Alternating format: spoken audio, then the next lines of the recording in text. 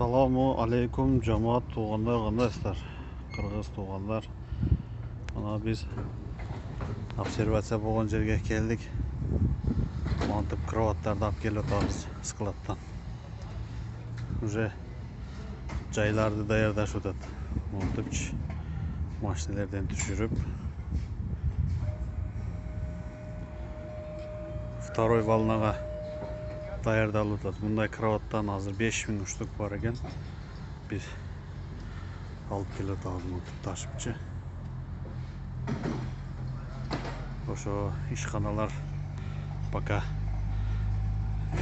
жабылат деп атат октябрдын 15-теринен.